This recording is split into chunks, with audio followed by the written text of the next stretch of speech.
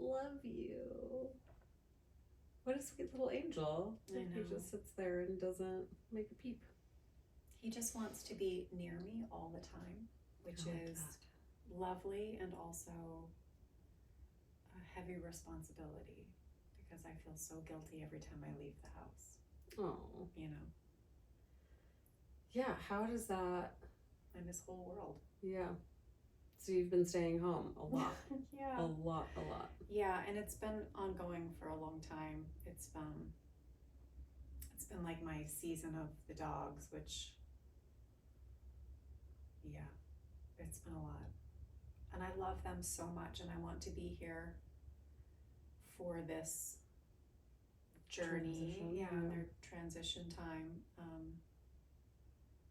But yeah, it's a lot, and it's not necessarily culturally understood or supported that I'm living in service to my dying animals. So it can be a lonely place to be too. But I'm here for it. And yeah, he's just, I mean, look at them. I'm like, the fact that that soul exists in the world. I know. I can't. I mean, the universe is good. Yeah. How can it not be? Look at this creature, this little life. Tried so many times to explain the way that I feel about Pip. Yeah. There's like not words. No. And it's no offense to Barkley. Barkley was my first dog love. Yeah, it's a different love. But there's something, I mean, Barkley, he's sassy pants. He's hilarious. He makes me laugh. He's so feisty. And also he really does not enjoy human interaction as much. Like, he does not want to snuggle. He's very independent. Like He'll come over and be like, hi, all right, leave me alone He now. can take care of himself. Yeah. And then Pip is like this little ball of nothing but love and affection, and she wants to be held and snuggled. Yeah. If I had a tiny baby carrier for her, be her paradise. Totally. She could just lick up and like lick your face anytime she wants to, like fall asleep. Just live 100% vulnerable all of the time. If I walk away from her, she chases after me and like hits the back of my leg with her tiny little foot. Like, where you going? Where you going? Come, I will come with you. Pick me up. I got little legs. I mean, I just love her so much. But you're right. It like makes you feel like there's beauty and wonderful things in the world. I'm not ready for this stage, you know? I know, there was a phase where when we sort of had first entered into this, the twilight phase, where I would walk around outside and every time I would see an animal or a baby, or I would just be like, they're gonna die, you're gonna die, it's gonna die. It feels just like that awareness. So dark. That everything dies. And this is what it is, right? Like, to love is to be willing to lose. And I think it's beautiful that you're giving him such a cozy sort of transition into the end of his life. And he gets to spend all of his time with you. Yeah. And Mona, I guess, if she ever socializes with him. I know, she's so funny. Oh, little cutie. I love that you had a party for him. Yeah, it was I think a highlight of his life too. So cute. Look at him, he's like exhausted, he's fully passed out. He was totally tuckered out. I came in this morning, he was sleeping on the ground, his tongue was hanging out. He couldn't be woken up. And every morning when he's quiet, I'm like, is this it? Yeah. I check when they're very still. Yeah. To see if they're actually breathing. Because that would be the ideal scenario, right? Yeah. Just a gentle passage. I think for most living creatures, that's probably the ideal. I listened to,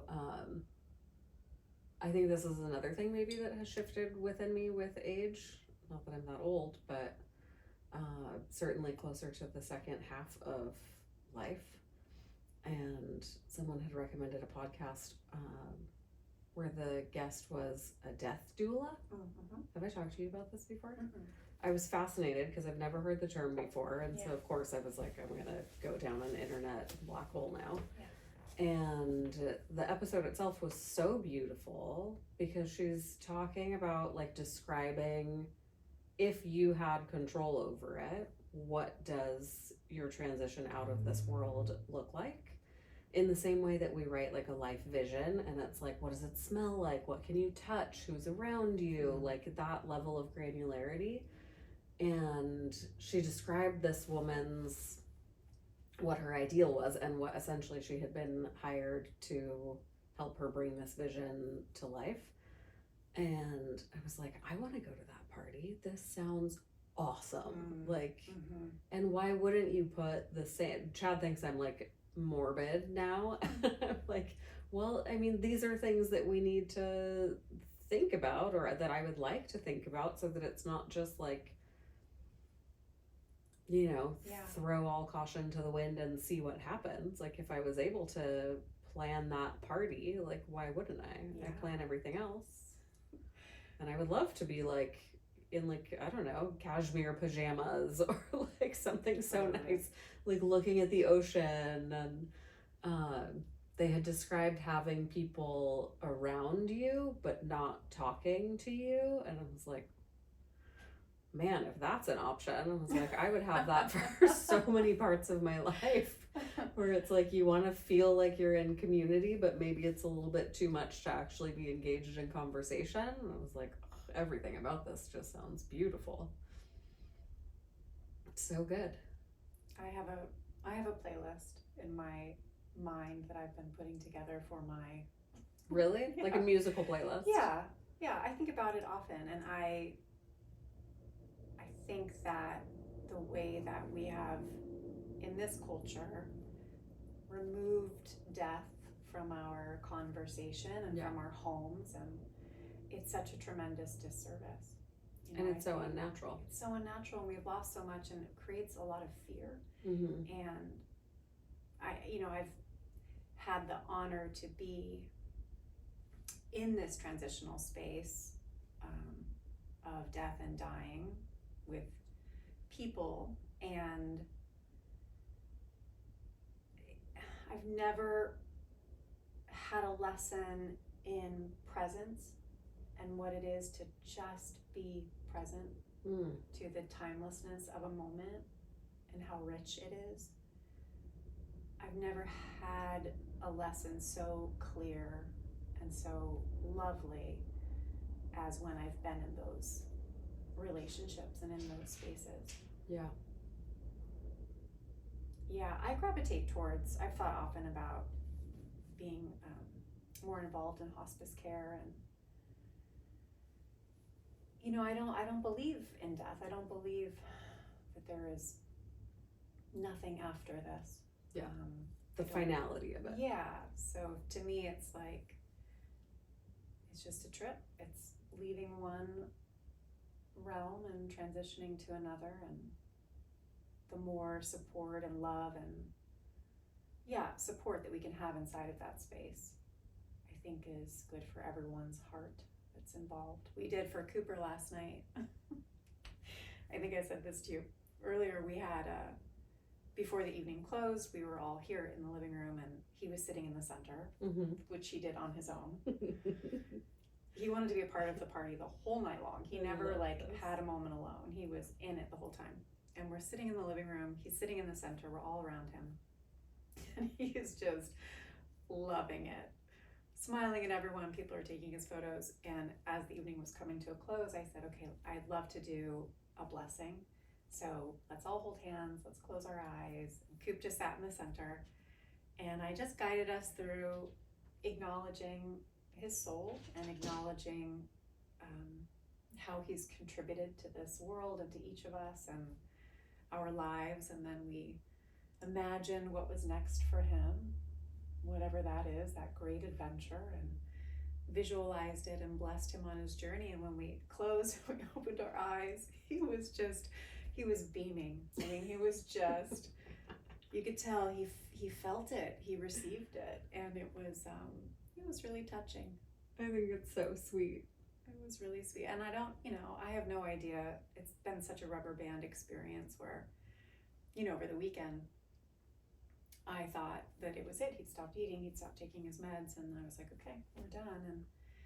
And now he's rebounded to a state that's actually he seems better than he was 6 months ago. So I have no idea what the timeline is. He's just a party animal. He's just a party animal. But I do feel like having that ceremony and that ritual and that support, because it's been really hard to navigate, I feel like having that experience is going to bolster myself and maybe him too, whenever we encounter this next moment.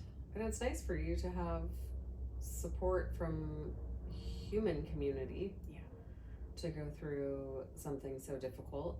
I'm in such a strange place of never having lost someone or something that was very close to me, with the exception of more recently, like, it was actually my ex-boyfriend, but his mother passed away, and she was like my surrogate mom while living in Washington, and at a time in my life that was extremely difficult, like when I was very much in the throes of mental health challenges, and like I had been hospitalized a couple of times. I was trying to figure out medication that would make me feel better after essentially a lifetime of depression, undiagnosed, and with no skill set for how to work with that, and no therapist that I could connect with, and then having a baby, and then probably undiagnosed postpartum on top of all. So it was like I was a mess. And she basically turned. It's funny because I say she was my boyfriend's mom, but like he was also such a mess, which tracks because that's probably why we were attracted to each other in different ways. I was struggling with like my own mental health issues. He was struggling with he really liked party drugs. But he did not have the personality that could like tolerate them, so he would go like disappear for days. And in those days, she like basically created my own bedroom in their house, and she would just be like, "What are you doing? Come over for dinner." It's like not even a question. It's like just we made dinner and we expect to see you at 7. And she's like, "Then we're gonna watch our show. Then we'll take a hot tub. Then you can sleep here. Then I'll drive you to work in the morning." And I would wake up in the morning and she would have like a note and like I was taking, I think, like Lexapro or something I took for a year, and it was wonderful. It really helped. She would put like one pill out next to like a glass of water and like a banana or something, It's like, is this what it feels like to have someone take care of you on such a deep level? It was so special. But I hadn't seen her for years by the time she passed away. Anyway, that's a long tangential story, but now I think I feel so unequipped to deal with what it will be inevitable for all living creatures, and it scares me more than not. And I think that's why I've become like so fascinated with these people who are like planning and talking about it and sharing. That's why Chad's like, "You're obsessed," and it's weird.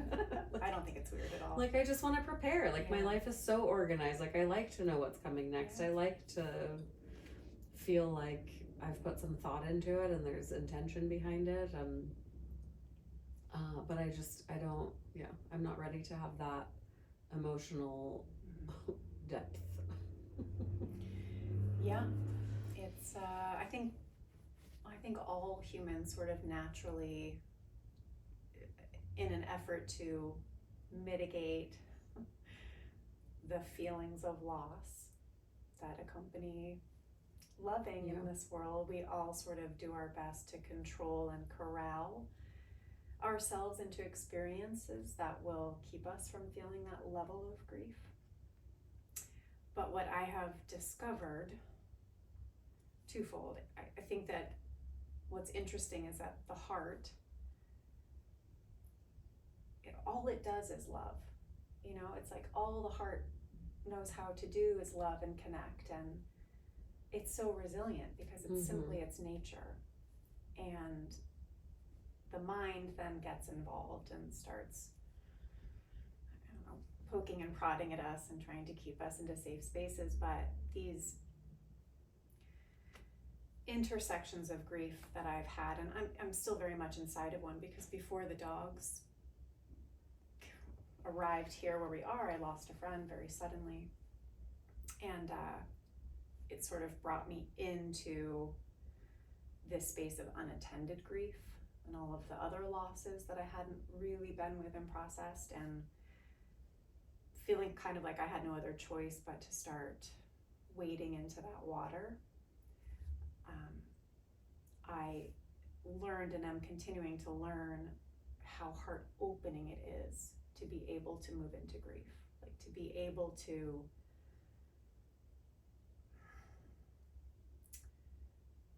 release ourselves from the binds of trying to constrain our experiences and just open to it all, open to love, open to loss. Yeah.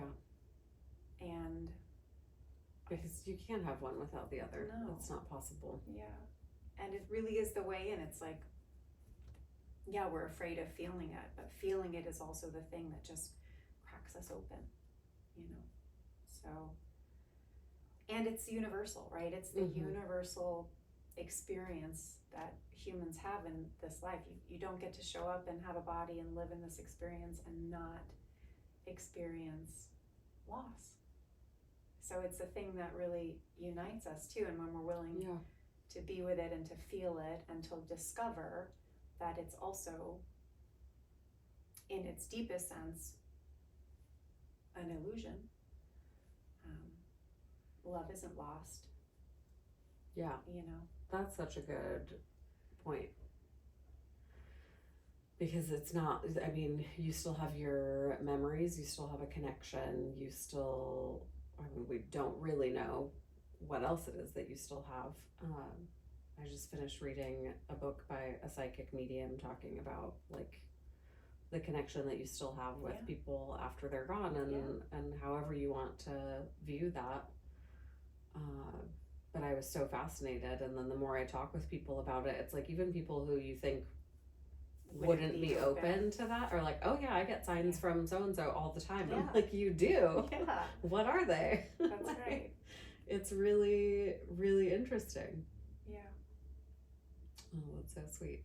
Well, sorry I started us off on the topic of grief, but No, it seems we were very gonna get front there. of mind. Yeah. We're gonna get there anyway. I thought about this prior to us talking, and I thought, oh God, is this just gonna be about dying dogs and depression? I don't think this is what she has in mind, but hey, it's real, and I'm here for all of it. It's real. I mean, I don't think people can see Cooper, but he's just the tiniest little fluff ball. And this has been a long journey for both of you. Yeah. And I'm so happy to finally meet his cute little face in person. Me too, because I actually thought you were gonna miss it, because I thought I was gonna have to put him down a couple days ago, so. Nope, he really wanted to attend that party. He wanted to have the party, he wanted to meet you, he wanted to be here for this, apparently. Well, I feel honored, little buddy. What a sweet pea. Yeah. Have you been, we have not talked about what it is that you do, but yoga therapy is a thing. Yeah. In addition to yoga, but they're different, related.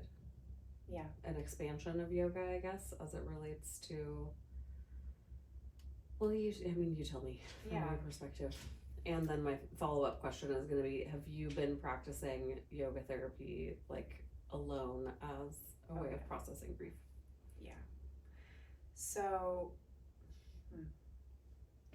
yoga and yoga therapy, well, in the field of yoga therapy, there are a lot of different systems and schools that approach it differently. For me, and where I studied, which was Phoenix Rising Yoga Therapy, and particularly with the teachers that I had at the time, what I found in that system was a language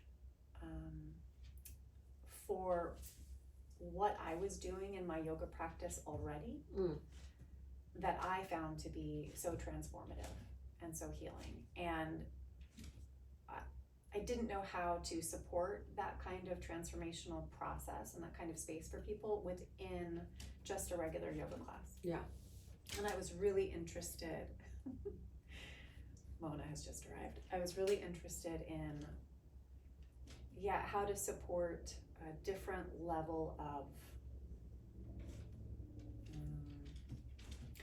consciousness, emotional body movement, working with mental patterns. I wanted to really work with all the unseen stuff in a yoga practice. So I started, learning more about yoga therapy, and I thought, yeah, this is what I want to be able to offer people. So, what's interesting is that since then, it's definitely informed and altered the way that I teach a yoga class. Because it's how I wanted to teach yoga anyway. Yeah. So it's why I kind of went towards it. I think of the body as an instrument that exists inside of and in relationship with consciousness, our individuated consciousness, and then the consciousness that we are all expressing because we're all a part of it. So anytime you're doing somatic work or embodied work, or any kind of work in which you're connected to your body, you have an opportunity to heal, expand, grow, increase awareness. And so in something like a yoga therapy session, we use the body as the instrument to connect with your consciousness, connect with the emotional body, connect with your mental body, connect with your wisdom self, connect with, it's really like this really beautiful intersection where you kind of drop into all of these unseen spaces. And you learn a lot about yourself. You learn about how you relate to what shows up in your experience. And that informs sort of the choices you're making in life. Like for example, oftentimes something will show up in someone's body and they're experiencing pain. And the response oftentimes is a lot of judgment around the pain and a lot of reacting by responding with a hard edge, moving into pain harder because it shouldn't be there. Or I guess my point is that there's not often a compassionate response to the pain that we feel. It's just breathe through it or push through it, get to the other side. Yeah, or judgment around it even being there, or that I'm feeling it, or that I'm holding it. And so oftentimes the first thing that shows up with clients in yoga therapy are all of the opportunities, not all of them, but a lot of the opportunities for us to turn towards ourselves and what we're holding with a lot more compassion. So typically where people start with me in yoga therapy is starting to learn how to treat ourselves differently and treat our experience differently, and really begin to understand what it means to be compassionate with ourselves, because we don't know. It's culturally so misunderstood, and so that's usually where the work begins. But I loved studying it because it is this deep dive into examining consciousness. Yeah. There's kind of it's hard to talk about because it can get so big and so deep really fast. And I find it fascinating, but I just love that it is such a connection between your emotional state and your physical body. Yeah. And movement, and it's a very different approach from, I think, what growing up as an American and a part of this culture, no one really discusses self-compassion. No. Very rarely do we even discuss compassion towards other humans, other than in grade school, maybe the golden rule is the extent of it, but there's no conversation around what it means to give yourself or someone else some grace, or taking care of yourself in that way, especially when it comes to emotions. It's all about only the physical body. We talked about this very briefly in terms of my oldest, who is transgender and going through such transformation of so many different parts, of the whole identity, of also just your hormonal balance is changing. There's so much that we also don't have a great language for, or a great support system for, and that's how we kind of started talking about yoga therapy in the beginning, and I thought that would be such a beautiful way to get in touch with your emotions and your physical body at the same time during a time period where it probably would be very easy to feel not connected to either necessarily. Yeah. Now I'm so curious if there's like, and maybe I should already know, whatever. I'm not going to, no judgment. I No don't need to judgment. know or not know No. anything. Yeah. But is there a correlation that is like known between body parts and emotions? Yeah. Okay. So, sorry, there's a lot of helicopters, so you'll probably It's okay. hear that. Yes, there are. In different modalities, like in Chinese medicine and a lot of Eastern systems of health and wellness, certain organs are attuned to different vibrations and different emotions. And that's pretty much across the board for a lot of like Eastern traditions. Okay. So like if you were experiencing fear, for example, like does that tend to live in a certain part of the body more than somewhere else? Maybe that's too big of a No, I think that that's emotion. fair. Okay. I think that so the interesting thing is that even outside of these systems, it's good to know those kinds of things because it informs your practice, but I find that it's also very specific to each person and it can be specific to different kinds of experiences, right? Okay. So like if something happened to us and we dislocated our shoulder Yeah. and we were really afraid, then when we get back into that injury 20 years later, we That's might the find trigger. fear there. So for me, fear tends to be something that we hold in our joints. For me, I hold a lot of fear around sacrum, hips, groin area, lower body. Our low body from, pretty much the waist down are all of these really root issues. So belonging, place, security, a lot of this is going to show up in our lower body. But again, like these are things that are helpful to know, and you definitely see it arising as patterns, but it is specific to each person. And so, but it is good to know, like, but then once you know your own body and what is happening, for you to have that awareness of your own self, then it seems much easier to move forward. Like with anything, now that you have the information, you can do something with it or not. Yeah, and they feel like, I guess these, those kinds of, I don't want to call them rules, but sort of that kind of information is always good because it can be like supportive clues, right, to what's going on. And I do want to mention two things that you had brought up earlier. You asked if I was doing yoga therapy with myself to sort of support myself through the process of grief that I'm currently dealing with. Absolutely. This way of being in connection with my body, and also just creating the space where I can be in connection with my body and give myself the time and opportunity to notice through the physical body what sensations are showing up. And then if I allow myself to just be with the sensation, it opens up usually to an emotional root, right? So then the emotion will arise. Whereas if I don't take the time to connect with my body, I can drop into coping strategies and not be connected to what I'm feeling emotionally. Part of the reason, probably not part, like the main reason that I wanted to get into yoga therapy from my yoga practice was because the things that were happening that I found the most powerful were when I was feeling emotions, when emotions were arising that were connected to my physical body.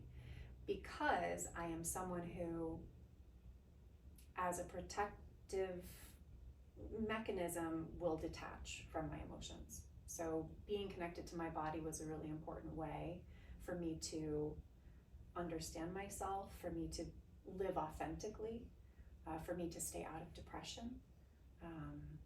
Or I don't even know if staying out is the fair thing to say, because it's something that I still, managing mental and emotional wellness will, I don't know if it's a forever thing, but it's definitely my family's legacy. So being in my body. What a treat. Yeah, I'm like, really? No money? Just depression? Cool.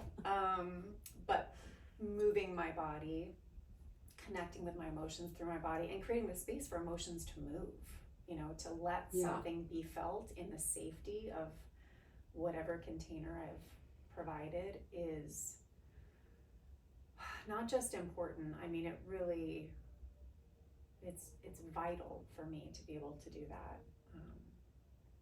And it doesn't always have to be something like yoga therapy. I think what's important, what I would love for people to be able to take away is that these practices are not things that you need to like put in your calendar. They don't need to be additional.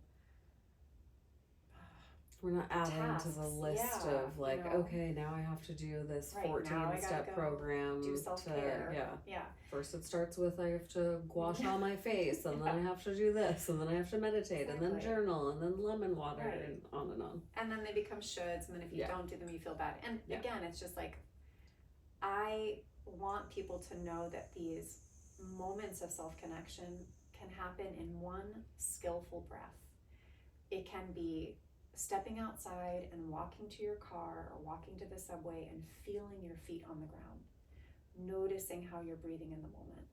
It's these really small practices that begin to change the way that we are connected to ourselves. And it doesn't have to be a big deal, right? Yeah. It's small. It's just, I guess, the intention. What's our intention? Would we like to be in a healthier relationship, more loving relationship with not just the self that we know, but like all the parts that we don't know too? So some curiosity. Yeah. Ginta and I slept with our mouths taped shut last night. Okay. How was that? To give you some context, I'm staying at a friend named Ginta's house, and similar to you, I think, like, you know, I'm game to try anything. Yeah. If there is some new thing or old thing that people are doing that is supposed to make you feel better, think better, be better, why not? I'm here for it. And this was one of the weirder ones. So I think she finished reading the James Nestor book, Breath, which I have not read. I have a problem with buying books, and there's just so many great books that exist. I know. And I'm trying to work my way through them as fast as I can, but then there's new ones that come out, and it's a whole thing. I know. So I think I understand the gist of it because I've spoken to Anton and Tony about it so much, and they talk a lot about breath work. I also love practicing breath work. And so one of the things that comes out of this, and I cannot speak like from an educated standpoint of this, but it's that like somehow it's better for you to breathe through your nose than through your mouth. Yes. And that for the most part we are mouth breathers as we go through life, and we're talking and walking and whatever. And so there's the suggestion to literally tape your mouth shut while you're sleeping, so you're forced to breathe only through your nose. How'd that go? It is the weirdest. Well, I will say, before I got into bed, I was very congested and could only breathe out of like one nostril, and I was like, Ginta, I'm gonna die. I'm gonna not breathe, or I'm gonna be keeping you up because I'm gonna be like struggling for breath. Yeah. And she's like, You'll no, be fine. We're gonna try it. Just here's your tape, zip it. And we're trying to say goodnight to each other. We're like, so we used like boob tape, you know, like what you would tape your boobs up with. Okay. Because it seemed like, what else you're not going to use like masking tape, feels very murdery, and Scotch tape doesn't feel strong enough. So it stayed on all night, and surprisingly I slept extremely well, and I woke up with completely clear passages. Oh. And she said I didn't snore at all. Do you think this was just a ruse to get you not to snore? Maybe. Okay, I'm sorry. I have to apologize. Is it the chair that squeaks, or is it the floor? Oh, it's the radiator. Is 200 years old. Yeah. Is that what it is? Yeah, I thought that we had started this early enough to avoid these sounds, but apparently we didn't. So this is the heat coming on. Yep. So for anyone who's never been to New York, when the heat comes on, it sounds like there's a tiny creature living inside your radiator with a teeny tiny hammer. So wait, did you ever wake up in the middle of the night in sheer terror that you had been abducted? And no. because I feel like I might. I woke up and I get very like obsessive thoughts, which probably contributes to me not being a great sleeper. Okay. And so my thought then was that my lips are going to be permanently stuck to this tape. Yes. And so then I was like, I have to take the tape off. Yeah. So I'm trying to peel it, and I'm like, it's like really on there. So I took mine off halfway through the night. Ginja woke up this morning, and she rolled over and looked at me and just pointed at my face like, you cheater. And I was like, I swear I just did it. It's fine. Yeah. So now we've decided we'll try it. She woke up this morning. She's like, I slept great. Like, she slept peacefully through the entire night. I was hearing like a gang of hooligans outside in a massive street fight for like 45 minutes. So I was really, it was like television with no picture. I was like, what's going to happen next? Yeah. What else can they fight about? And then I finally went back to sleep and slept beautifully. She woke up this morning and she was like, I think I'm going to get into this. Okay. I was like, okay, well, we either need different tape. There has to be like a mouth breathing tape or something, or we have to like put some chapstick or something on. Something so that I won't feel like it's stuck to my lip. There needs to be a buffer. Right. There you go. Interesting. But it really does, it's a strange approach to putting you in touch with, what does it feel like to breathe only in and out of your nostrils? Yeah. I think I'm pretty good about nose breathing. I think 30 years of yoga kind of trained me for that. But I do find that as I've gotten older, like the mouth sort of falls open more often when you're sleeping. That's something that happens to me on airplanes. It's like, what happens? Yeah. Yeah, you wake up and you're like, you wake up and your mouth is wide, it's bone dry. Yeah. You're like, how long have I so been? Good. But I do notice, like, there will be times, especially when I'm not feeling particularly grounded, where by the time I take a deep breath, the first thought I have is, when was the last time you did that? Yeah. Like, when was the last time you took a breath that you were conscious of and that like really filled your lungs? And that's usually my first indicator that I'm so far out of touch with what's happening in my physical body, and I'm just like floating around in my headspace. And that's what are these ones called? Tornado? Yeah. That's what that's like most of the time. I get it. Oh, so it feels good. But even like last night, I made the decision to walk home. I've had such a problem with my feet since I've had surgeries on both of them, and it's extremely uncomfortable for me to walk in like grown-up shoes. Not even heels anymore, but like anything that's not a sneaker. Yeah. And I was like, no, like, I'm in New York, I'm walking through the West Village alone, like, I'm wearing cute shoes, I'm gonna walk the 1.5 miles back to Ginta's apartment. How did your feet feel about that? Not wonderful, but I was trying to just like, I kept telling myself, like, at any moment in time, you can just hop in a taxi, and that's the end of this. Yeah. But also, I want to walk through the streets. Like, I want to experience being alone and exploring new parts of a city. Like, that's so much of why I wanted to be here, is like the creativity that comes out of just changing your environment and changing the people you're talking to and what you're experiencing. And so I just tried changing my posture and was like, maybe if I try to, like, in yoga, you get all those beautiful visualizations of like, pull your spine like away from your hips, like try and lift yourself energetically out of your feet. And I made it back the whole way. Woohoo. A whopping 1.5 miles, but breaking in new boots, I feel like no small feat. No, not at all. So to speak.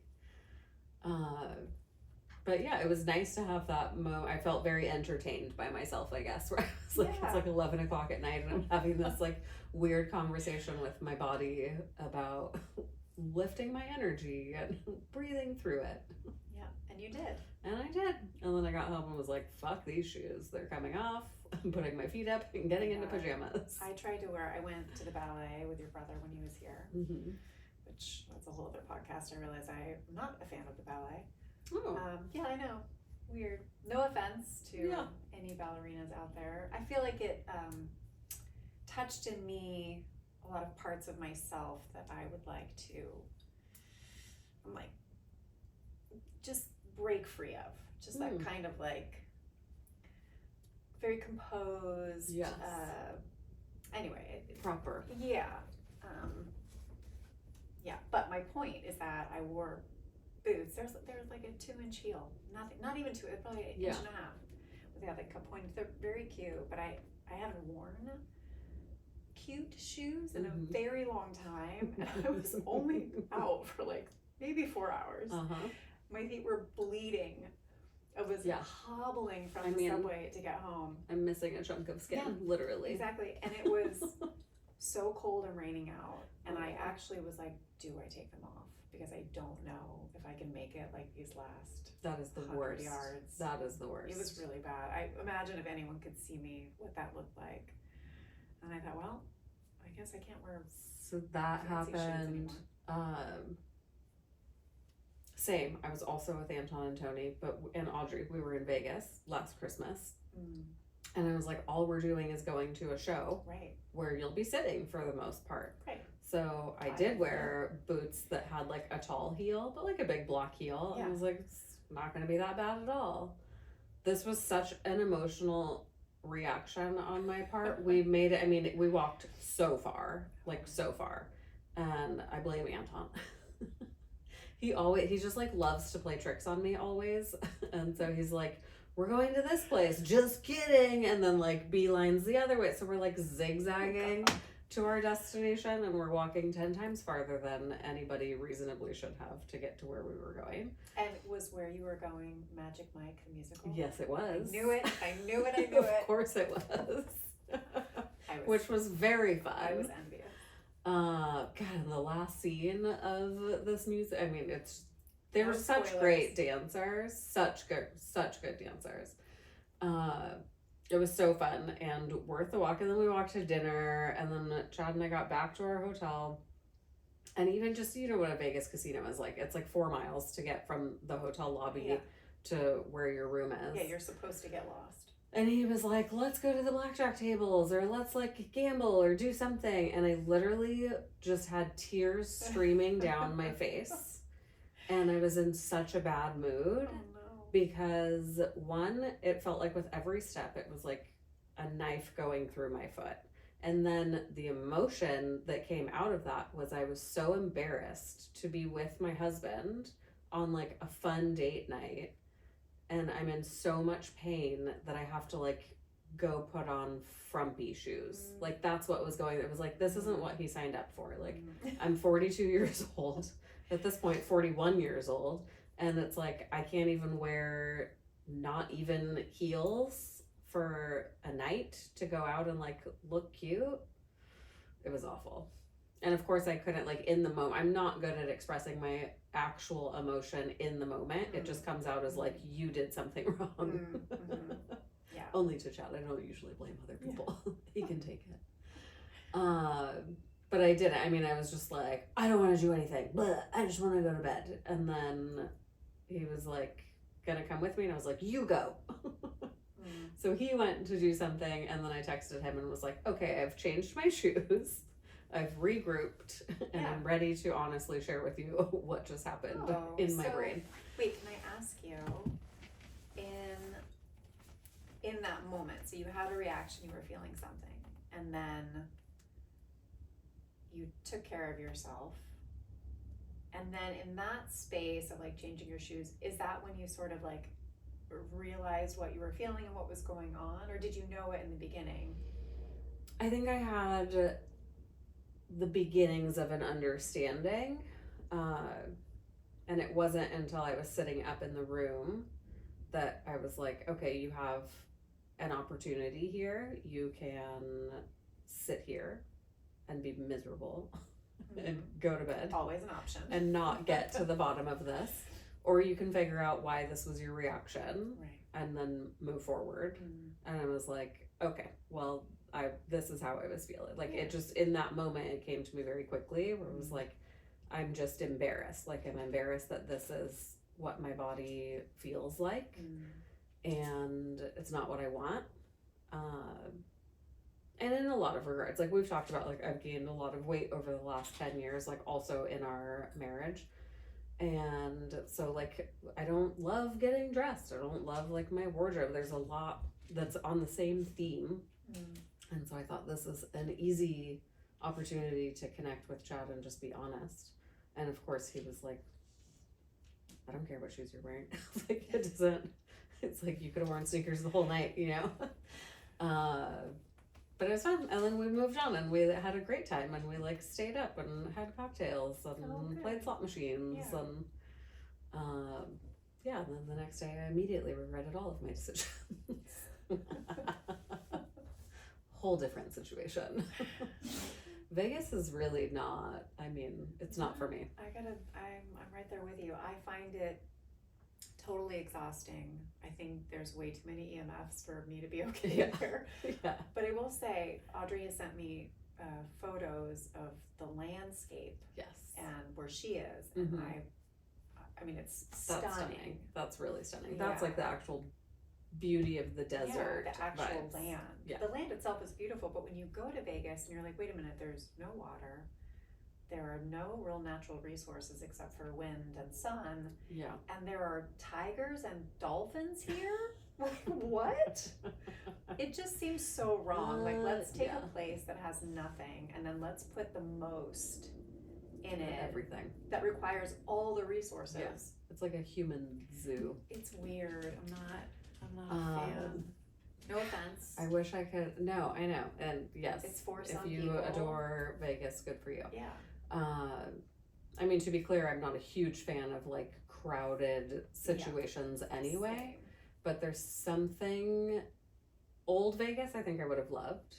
The idea of sort of building this paradise in the desert. I like the ambition that they had and the musical acts that were there. It was a very different vibe. The scale of it was also a bit more modest. Civilized. A little bit more reasonable.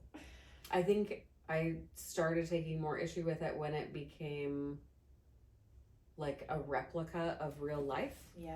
Which is the weirdest, like it's the most like meta thing to me where I'm like, so everything that exists here is a horrible reimagination of something that exists beautifully somewhere else.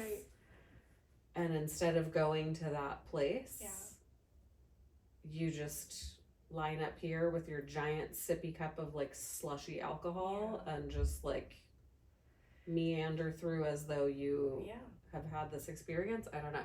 That's where I just get too... Gets a little weird. It freaks me out. I don't want to go from the Eiffel Tower to the Grand Canal of Paris to the Luxor to... It's like... I want to actually see those things. You're someone who likes to travel and, you know, I think it's fair to say that there are a lot of people in the world that don't. And that surprised me too. But there's probably more people that like the safety of staying close than there are people like you and I that have a bit of wanderlust. And it's funny because even Anton and I had that same conversation ages ago, and his response to me shocked me because he was like, I think it's better than seeing the actual thing. Like, it's cleaner, it's done better, it's more modern, you know? I was like, who are you? I think someone just wanted to argue with you, maybe. I was like, this doesn't make any sense to me. But yeah, it's wild. But so we were given the opportunity to choose between staying in a hotel and staying with Audrey's parents. I was like, I don't know what kind of a house you're gonna have living in Vegas. Like that. I was like, it's fine. We don't need to overcrowd them. Like, we'll just stay in a hotel.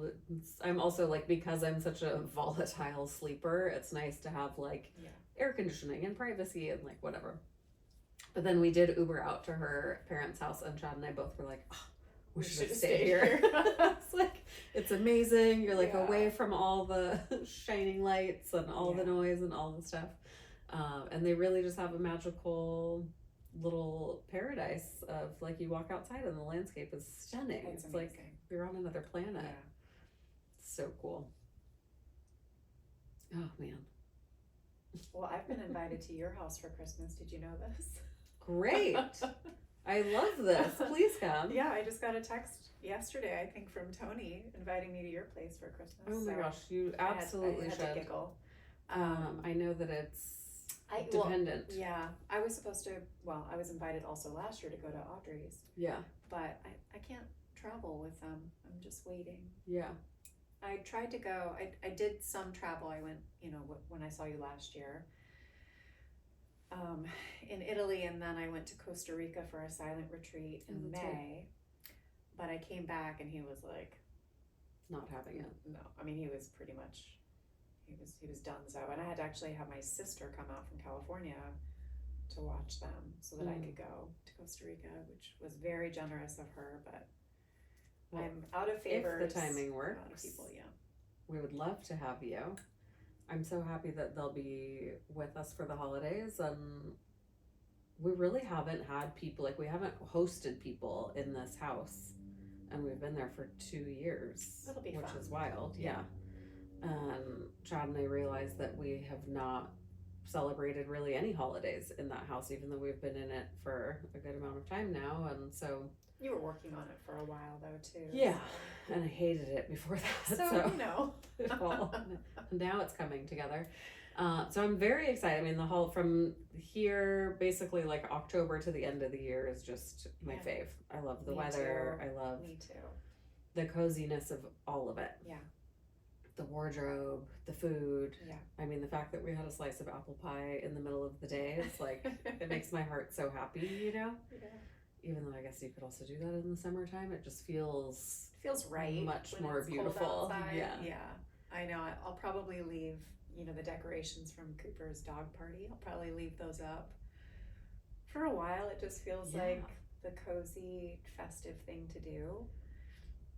Yeah, it's funny, I don't really celebrate Christmas in the traditional sense. I don't like do the day and all the things, but I always get a tree.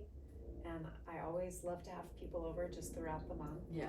Sit and be cozy. I like the ambiance of the holiday season and the container. A beautiful, warm, sparkling container for conversation and connection. I love it. And I think also there's so much beauty in the winter season. The actual physical outdoor season, but also like the season of your soul that is all about like rest and slowing down and being silent and being mindful, and that in conjunction with like twinkly lights and hot apple cider is like, I can't think of a more like romantic time period to be alive. It's like, that's my favorite. Yeah. The summer is like too obvious. It's like bikinis and suntan oil and everyone's like sweaty. It's like, it's a very too overtly like sexy season. I want like cuddling under a blanket with like a big cozy turtleneck and like a fireplace and all that. Sign me up. I want the romance side, not the sexy side. It's so good. But yeah, come for sure. It'll be wonderful. And it'll probably still be warm. I don't know how I feel about that. Yeah. It's weird. Yeah. I mean, I remember when we were kids, we're in our 20s, whatever. My dad's house, he was hosting Christmas, and we were like making margaritas and had our feet in the pool. Like, it was so hot and just so weirdly, it's like not what I just described to you. Like, you can't have that experience sometimes in Los Angeles, but I think this year it will actually be chilly and nice. Yeah, I grew up in Northern California, and I guess the nice thing is that it got cold enough. It gets cold enough in Sacramento. Yeah. 30s. You're pretty close to Tahoe up there too. Yeah. Which is so nice. we went to Tahoe after I quit the job that I had that I did not enjoy before I started Composed Living.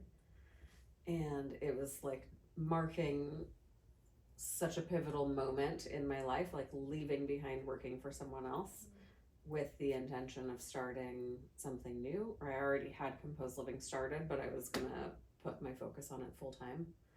And Chad booked us a Christmas in Tahoe with like a horse carriage ride through it. Not like, that's sweet. not the bad ones where like the horses are not taken care of and it's in the city, Yeah. but it's like actual Happy people horse who ride. like own horses, and then they go on like a trail through the snow. Yeah. That's sweet. And so we did that like on some farm, which was so cute because it's like actually covered in snow everywhere, and you have like a blanket, and he brought sage for the hotel room, which I thought was hilarious. It's like, a big sager? No. But it was like, it's the thought of like, you know, he was like, you need to sage yourself to like get rid of this. Because I always do it to him and the kids if they're in like a bad mood. I'm like, I just light it and like sneak up behind them. I'm like, let's just get rid of your weird energy right now. So he was like, sage the hotel room, sage yourself, be done with this. Let's do all the Christmassy things. So everywhere we went, we would like put on our snow boots and just walk through the snow, like all bundled up. And it was really so nice. Sounds sweet. Yeah. We get to have some fun adventures sometimes. Oh boy. How is Composed Giving going? In the very beginning stages, which feels funny because I feel like on the one hand we've been doing this the whole time, as far as like clients' donations and how we sort them and what we do with them. So Composed Giving, for I guess anybody else listening, is the nonprofit that we started earlier this year, and we take any unwanted items and repurpose them back into the community for free. So instead of having to shop at a thrift store or go through another resource, if there was someone that we just met, you know, like if you were like, I am in need of this thing, and we're like, we have it, we'll give it to you. In addition to working with other charity partners to make sure that whatever they're providing people, if we have something that we can give, we give it to them too. And also to keep everything out of a landfill and in circulation as long as possible. Yeah. So we sent out our first newsletter, like to officially announce that it's open, which is very exciting. We've had people drop off donations at the storefront, which is also really fun. It's cool. It's cool to see that like it can expand now beyond only the donations we receive from clients doing organizing work, to now being a resource for the community.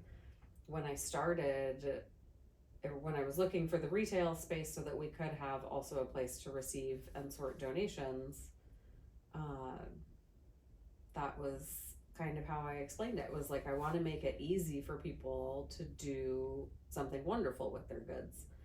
Instead of like right now, the easiest thing unfortunately is like you find your closest donation drop-off center and that's it, but you don't have any awareness of where those items go or if they make it back into our community or even back into like some sort of circularity.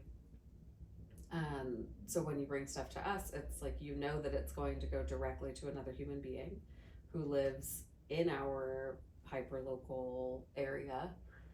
And if it cannot, like if it's not something that can be used by another human, then we find another way to make something cool out of it. Yeah. So textile recycling, which it's like that's a whole other conversation that is so fascinating to me and so cool. Or even just like, I mean, it's so fun. I think it brings a lot of community for me, like a new part of the community, where I get to have conversations like this with people who come in and they're like, well, what if I have this and it has a stain on it? And I'm like, oh, the stories I could tell you about what we can do with this thing, you know? and people end up coming into the shop and they stay for like an hour. Like they take a tour. We have a free shopping space set up at the back of the retail store. So there's like a walk-in closet, and we have not a huge amount of clothes, but all sizes. So like, you know, just it's very inclusive in that regard. Although because most of our donations come from women, it's mostly women's clothes. And then we have a free kid and baby section, and where you can actually pick up a free child and baby. Yeah, come get your free baby. No, I mean the things that we will get donated will be like, I mean everything from like unopened packages of diapers, but also like a stroller that was $1,000 that was used, you know, 2 times. Or beautiful like kids room decor. Right now we have this gorgeous Moses basket. I like really wish I knew someone who was having a baby, because it's so aesthetically beautiful. You know, it's like, you know, that so many people would love having this thing. So we fill the closet basically with like the best of the best. So if it's baby clothes, it's like the designer ones that, like, you know, I was a 18-year-old when I had Lillian and had no money. And so the thought of even like medium level designer-ness was like so far out of the realm of possibility that it makes me so happy on a personal level to know that like someone who's experiencing financial hardship could come and get these like very luxury items for free. And maybe nobody has the same feeling about it because that's just like my personal experience, but it like really makes me so happy to be able to gift something that's not like, here's a trash bag filled with clothes that are like stained sweatpants. You know, it's like, this is something that still has tags on it. It's not just and feels survival. More elevated. Yeah, it's much more elevated. So now we've also been finding new partnerships, which is so fun. Somebody told me that the large part of the college population now, the kids are living out of their cars because housing is not affordable in Los Angeles, and it's too much of a struggle. And I know from like the foster youth community, when like the dorms close and stuff, they don't have access to housing anymore. So we've started reaching out to all the local schools to see if they have space to have free clothing closets on campus. That's great. And so far we have 2 partnerships that we've established, which is so fun. So yeah, it's cool. It's coming along. It's awesome. It sounds like it's really taking on a life of its own and finding some real roots in the community. And now we need volunteers or someone to come help with, just because the volume is increasing, the turnover has to be faster, because otherwise I get emotionally overwhelmed. I don't deal well with massive piles of things just like sitting in the back of my office. So as fast as they come in, I want them to be put back into the community. It helps me feel more organized in my own headspace. And it's hard, like if I'm there, I'm distracted by talking to people who come in and sharing the story of everything, the whole brand.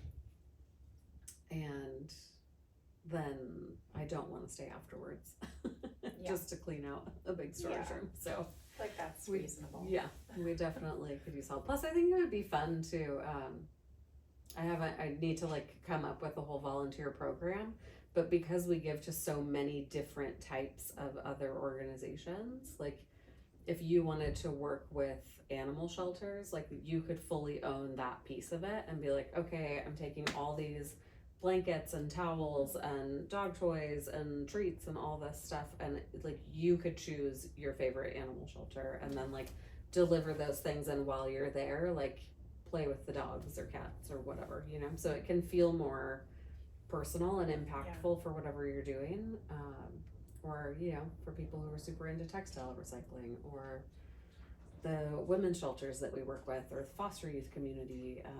I think it would be really nice for people to kind of choose their lane. Yeah. And then you get to connect on the other side, and it feels good when you're the one dropping off the stuff, you know? Yeah. Like that's such a nice feeling to be like, wow, like this whole carload of stuff is now going to help people. It's really lovely as you're talking about that. I'm just realizing how this thing that you've created is a way for anyone who wants to be involved to contribute to community, because literally there's no aspect of community or of people that can't or wouldn't benefit from receiving support.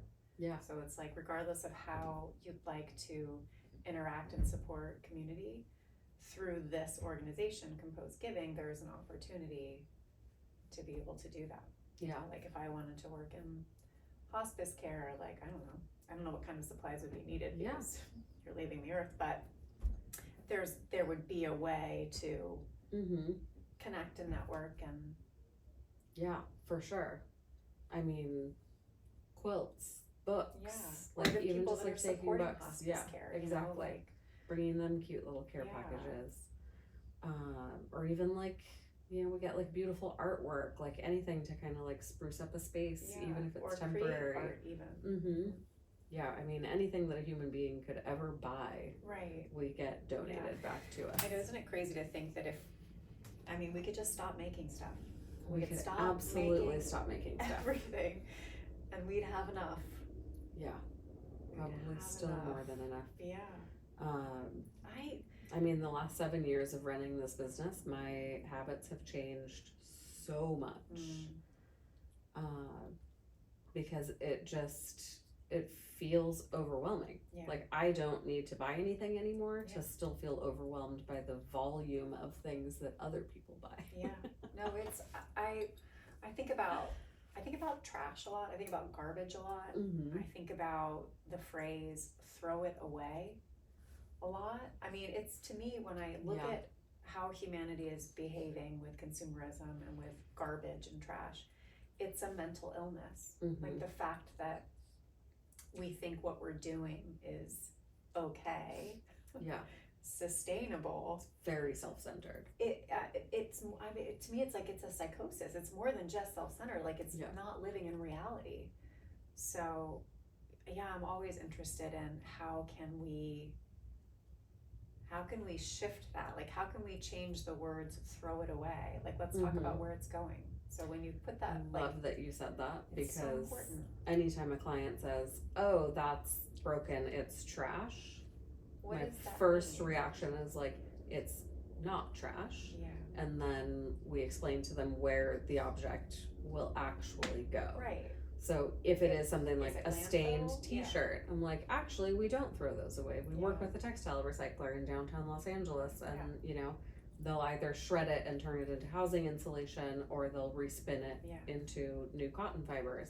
And then the light bulb that goes off in people's minds is like, I can do that. I'm like, well, you're probably not going to do it, because are you going to drive this t-shirt an hour and a half to downtown to drop it off during their like limited drop-off windows?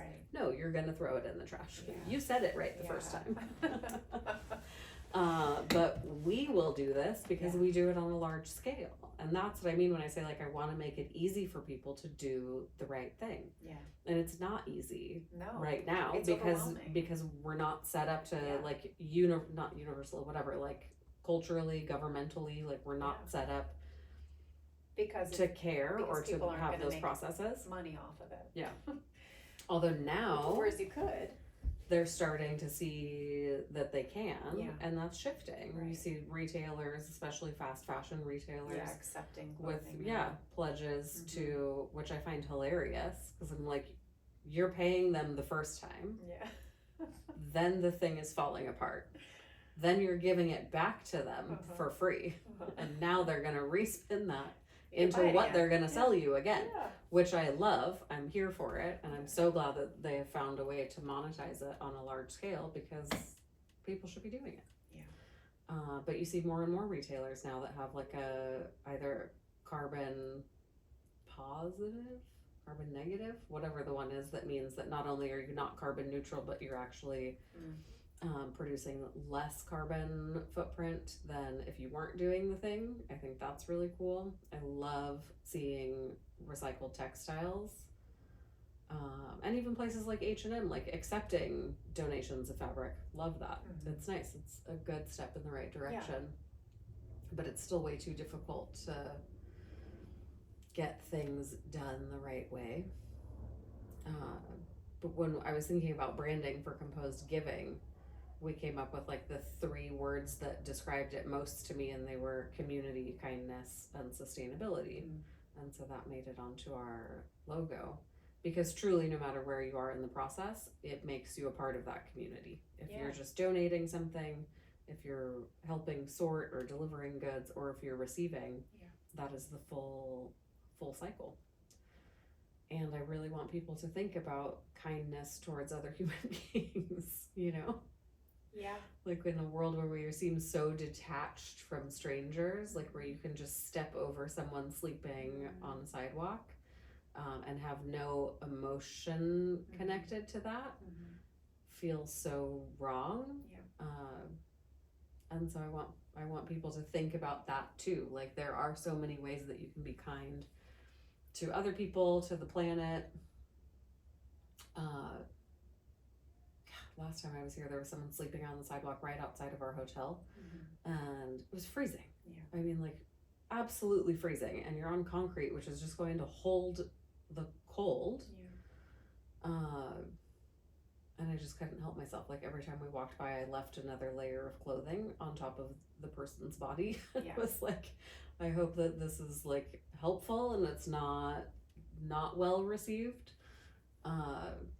But by the time we left, I was like, well, I don't have, I'm leaving with half of my suitcase now. But I just, I don't know. It's hard. I don't know how you survive in the world that way. You mean caring or not caring? Oh man, both. That's hard. Yeah. That's why I think it's really hard to care. Yeah. I imagine that it feels worse not to, if they have any awareness, I guess, that they don't. I think part of, I think it's an easy coping mechanism to acquire, right, is to detach a bit when the world is overwhelming and when you don't feel like there's that much that you can do. I mean, I myself living in a city, it's like you kind of have, it's normal to feel like you have to pull back a little bit from feeling too invested. Otherwise, it feels non-functional.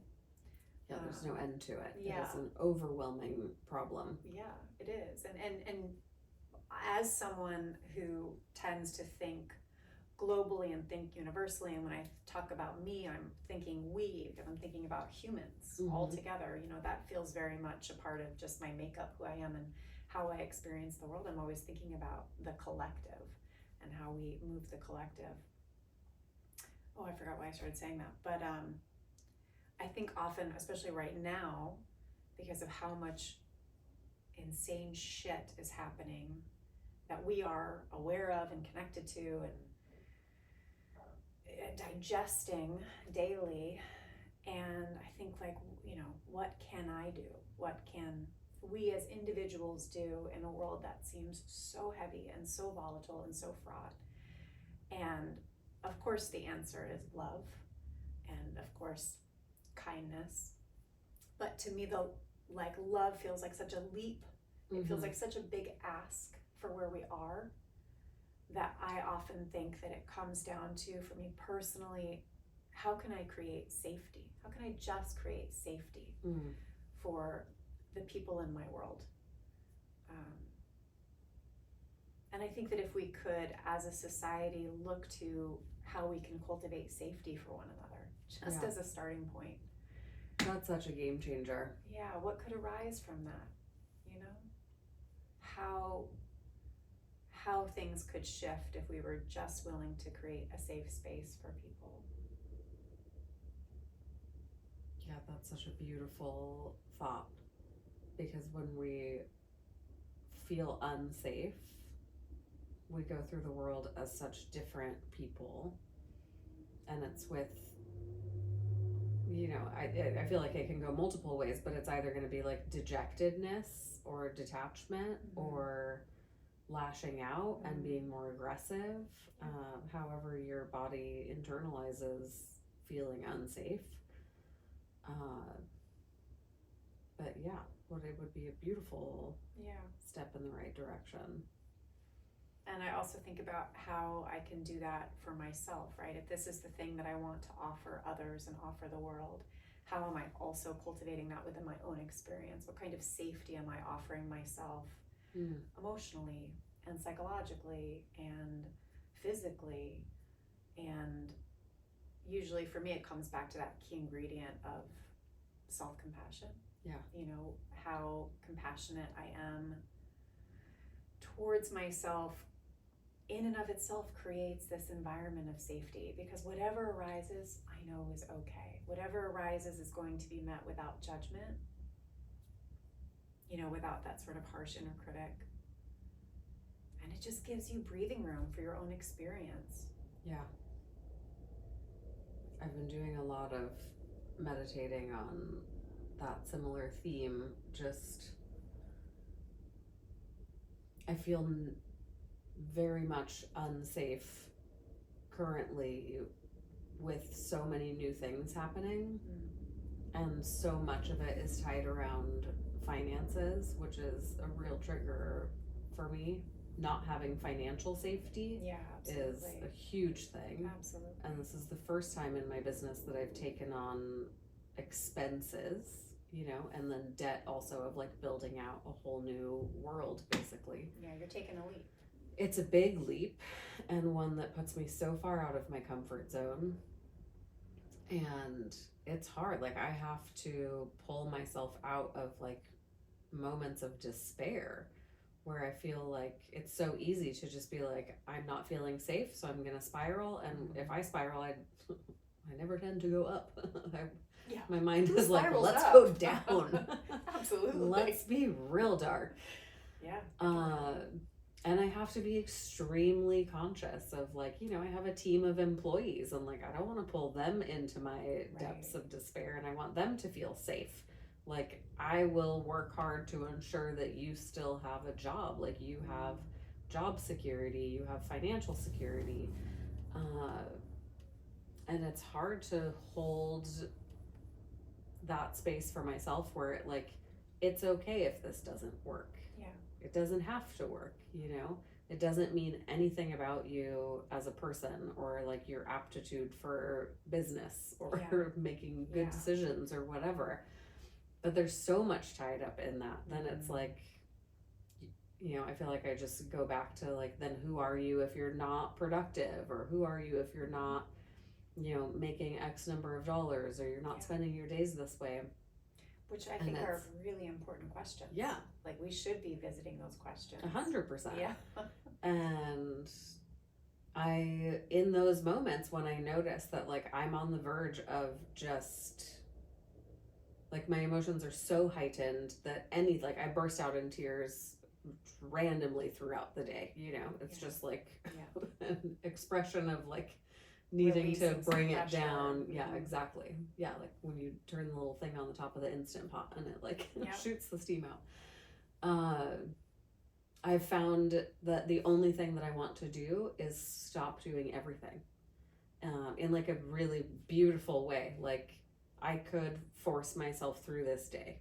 I could force myself to get up and take another shift at the store so I don't have to pay an employee, or keep the store open longer, or like go bust my ass and like book more workshops or events or like something, so that there's like a guarantee that everything will be fine and we're on the right track and all of these things.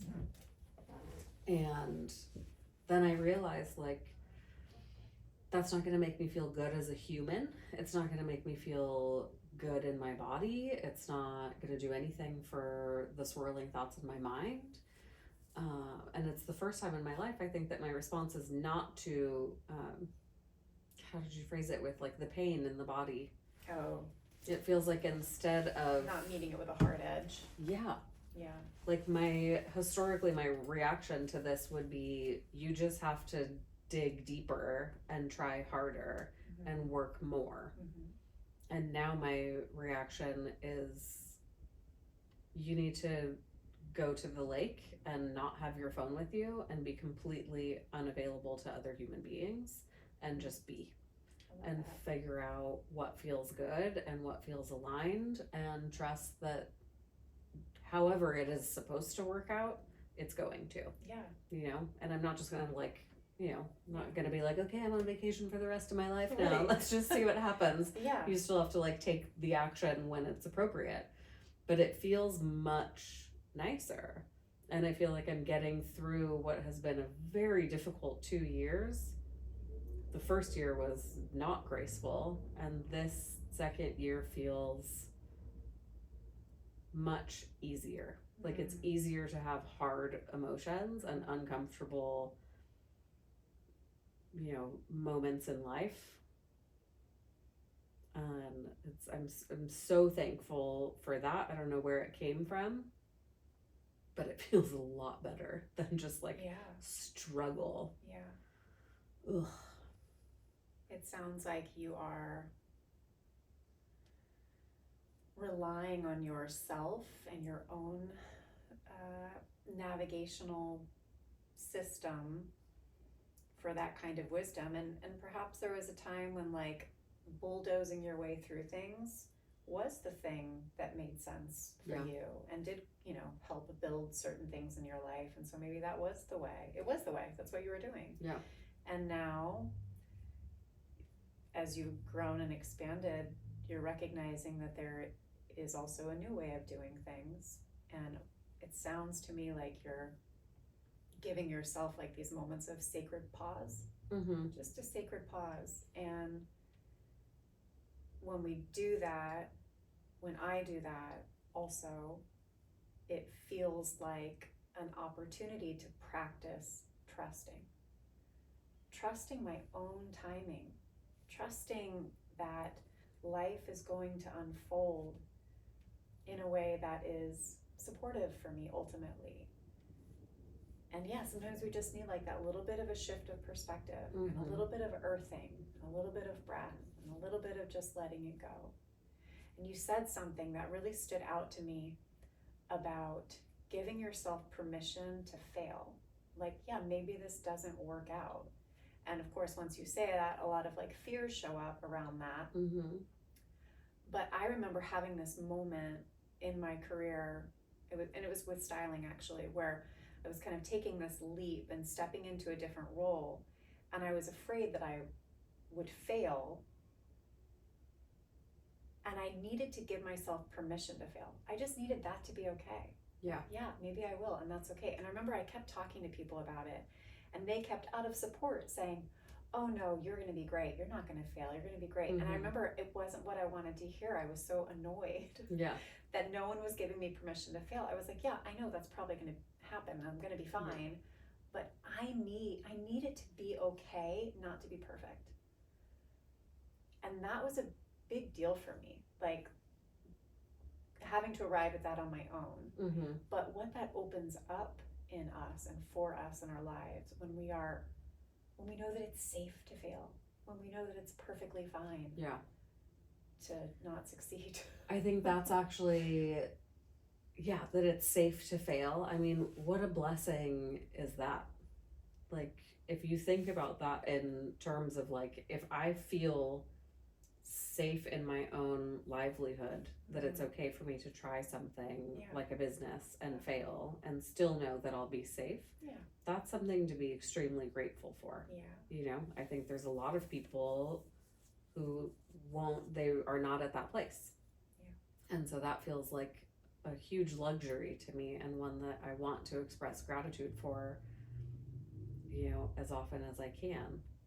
And this is one of the, I don't remember who does, I've been listening to podcasts now that I'm making other people listen to this. It's only fair. And, it's nice. It's really nice that like to walk around the city and like listen to a podcast. It's cool. Somebody does a practice of every morning, maybe it's Jay Shetty, I'll look it up, of before you start the day, writing down, today I'm going to release, fill in the blank, I'm going to focus on, fill in the blank, and I'm going to be grateful for. And so I've not been writing it down, but before I get out of bed, I am making sure that I have those 3 things, and then it becomes sort of like a mantra for me during the day.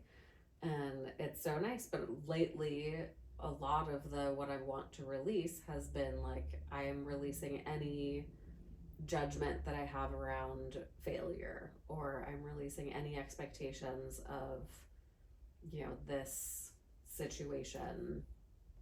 And it's a nice reminder. Like, it's a really nice reminder. It's been very helpful.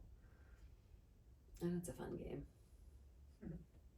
We stay, so it goes now in conjunction. We went to the monastery that we go to every year, and we were talking with one of the monks about the psalms that they chant to start their day, so it's before the sun rises. And he said the gist of it is like, they go from this grand silence to the first words that they're speaking are the psalms, and at that time of day it's to express gratitude to God. And so they have an expression that's basically like, or it's one of the songs that they sing says something like, open my lips so that I can sing your praise. And certainly you can take that like religiously or non-religiously, but that pops into my head now as I'm getting out of bed in the morning. Taking your like, tape off. Yeah, as I peel the tape off of my mouth. Now it's very literal. But that too is like, I love when you get like a little ping that just stays in your brain. And it's like, yeah, let the first words out of my mouth today be words of gratitude, because I am awake. And that's been such a nice shift mentally too, because I don't know how many mornings I've woken up where it's like, oh, my back hurts, or like, I didn't sleep well last night, and you're like, oh. Now it feels so gross to be like, this is the first thing that I want to do is like complain and like bring down whoever is around me. Like, that's not how I want to start my day. Well, and they're so powerful, our words, you know. I mean, we really are creating our world with them. So when we can harness that, and be mindful.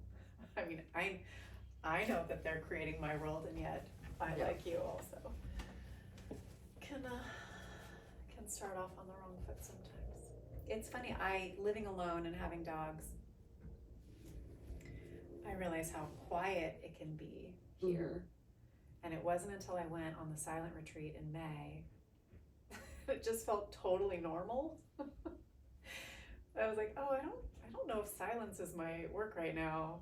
Definitely felt a little too easy.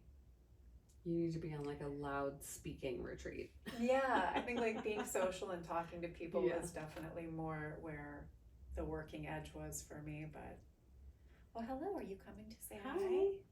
Are you awake now? He's like, it's just about dinner time. You little cutie. Well, I have to thank you, because when we were in Italy together last fall, we were having a conversation at whatever that gorgeous hotel was. So nice. So nice. And you had asked me what I would do if I was just doing anything just for fun. And it was basically this, it was like, I would love to have conversations with people who I find to be interesting and inspiring, and just get to know more about what makes them tick. So you were the starting point for me wanting to start a podcast. So thank you. I love our conversations always. Oh my gosh, I'm so honored and Hi, bud. And also inspired. Are you okay, buddy? This is the sound of illness. Well, you look good.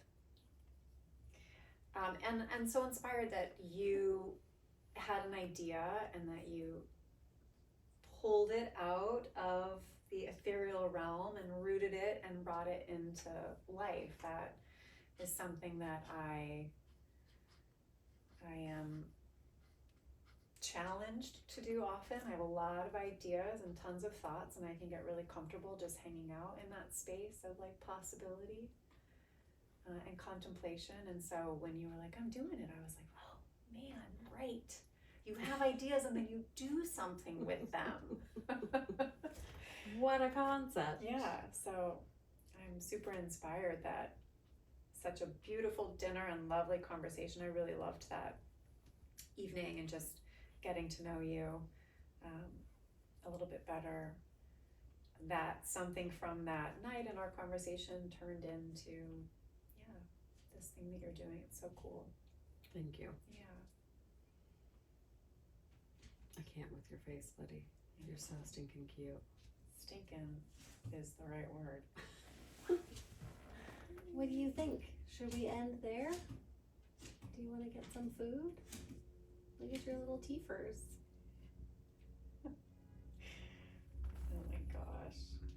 So cute. Oh wait, I do want to tell, it's not up yet, but Ooh. I have a YouTube channel that is in the works. I'm not sure when this conversation will make its way A couple of into weeks. your world, so perhaps it'll be up by then. But it's for kind of just what I was talking about, just the space and opportunity to have self-connection and to cultivate more loving, compassionate relationship with our whole selves. That's Parts awesome. that we know and the parts that we don't know. So I wanted to create a channel just for some embodied practices, some yoga, some breath work, some tapping, just like really easy, simple things that people can integrate into their daily lives and daily practices. That's awesome. Yeah, so that should be up. It's slow yoga. Slow yoga At on slow YouTube. yoga on YouTube. Okay. And people can also follow you on Instagram. Yeah, that's Human Potential Movement. Human Potential Movement. There's also a slow yoga handle, but I haven't done anything with it yet on Okay. Instagram. So And are you teaching in New York still? Do you do classes? I do mostly workshops right now. I have a workshop in January at Skyting. Oh, And awesome. it's freedom and release. It's moving the emotional body Oh, wow. through yoga. That can also be accessed online. So if people aren't in the New York City area, they can just go to the Skyting website and sign up for the online portion of that program. Oh, I'm definitely going to do that. Great. And then also just through my website, people can contact me if they want to do sessions one-on-one online or they just want to do yoga online. Cool. But yeah, you can Is it contact me through there. Courtney Mace. Sorry, yes, CourtneyMace.yoga. Cool. Yeah. I didn't know you could do a .yoga. That's You fun. can. You sure can. Yeah, CourtneyMace.com is the styling website, and that's outdated, so don't go there. Yeah. Or go. I'm sure it's beautiful. Or go. It's Yeah. fine. It's whatever. But Well, thank you very much for today. oh my gosh, such a treat. So nice to have you here. Yeah. And I look forward to having dinner with you now. Me too. Me too.